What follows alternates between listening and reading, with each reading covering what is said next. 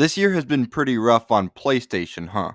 With the disaster that was the launch and death of Concord, the nightmare of the Helldivers 2 PSN situation, and the disastrous response to the PS5 Pro. But throughout all the suffering for PlayStation this year, there was one thing to look forward to, and that was the release of Astrobot. I love the Astro games. Rescue Mission was one of my first experiences with VR, and I've played the tech demo Astro's Playroom to death. So when I heard that Team Asobi was working on a fully fleshed out Astro game, it quickly became one of my most anticipated games of this year. And I'm happy to say that not only does this game live up to the hype, but it actually exceeds it. Astrobot is one of the best games of this year, and possibly one of the best games on the PS5, taking full advantage of the hardware in new and exciting ways. Tying this all together is the game's charming art style and fun gameplay, as well as its insane replayability. Team Asobi might have just created the new face of PlayStation, and it's clear to see why. So let's dive into why you should play Astrobot. You play as the titular Astrobot, who's flying around in a spaceship in the shape of the PS5 with all of his robot friends, who are really into cosplaying as PlayStation characters for some reason.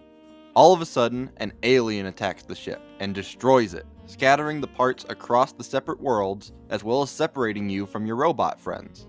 Now you have to rescue your friends and repair your ship by traveling through several platforming worlds, some of which are based on other PlayStation games. A joke many have made regarding this game is that this is basically Super Mario Galaxy 3, and after playing it, it's clear to see why. Almost every level gives you a new power-up, which the level is based around, and each power-up is extremely fun to play with. I wouldn't be surprised if Team Asobi has ex-Nintendo devs as a part of the dev team, because the level design is extremely well done. The music adds a lot to this game too, with an amazing soundtrack which is expected of the Astro series at this point. The visuals are also amazing, and take advantage of the PS5's power without needing to look hyper-realistic. One issue I've seen people talking about online is the gimmicks that get thrown in randomly during levels, like motion controls or needing to blow into the microphone.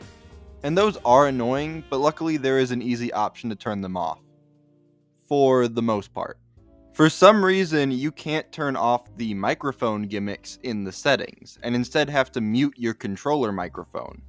I personally didn't have an issue with this, considering I always play with the microphone off, but I saw some people online confused as to how to turn them off because it wasn't listed in the settings. This is a very minor issue, but I thought I should bring it up anyway. The game isn't very challenging for the most part, but there are certain levels that increase the difficulty for players looking for more of a challenge. The biggest issue that people might have with this game is the fact that it feels like a giant PlayStation ad that you have to spend $60 on. And I understand why some could have issues with that, but I personally didn't mind all the PlayStation references, which is strange to me. I don't like Funko Pops, and that's basically what the bots in this game are, but unlike Funko Pops, I actually like them. Probably because the Astro bots actually look cute and not soulless. At the end of each world, there's the standard 3D platformer boss battles, but once you beat the boss of a world, you unlock an extra level that's based around different PlayStation games, whether that be Uncharted or even something as obscure as Loco Roco. These levels vary in terms of enjoyment for me, and it really came down to how much I liked what the level was referencing. I greatly enjoyed the God of War and Ape Escape levels, but others like the Horizon level, which I don't really have that much attachment to, were less exciting. In summary, Astrobot is a really fun time, and if you have a PS5, I highly recommend you check it out. This has quickly become one of my favorite games of this year. Once I had beaten the game, I immediately wanted to start up another playthrough, which is a testament to the game's quality. I even 100%ed the game, which I don't usually do except for games that I really enjoy. Basically, what I'm saying is, you should play Astrobot.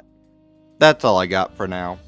Be sure to like, comment, subscribe, share with your friends, and hit that bell icon to be notified for whenever I make a new video. The next review should be another double review of Transformers 1 and the Wild Robot, so if you're interested in that, or interested in supporting the channel more, then turn on notifications and check out my other videos. Okay, that's it. Bye.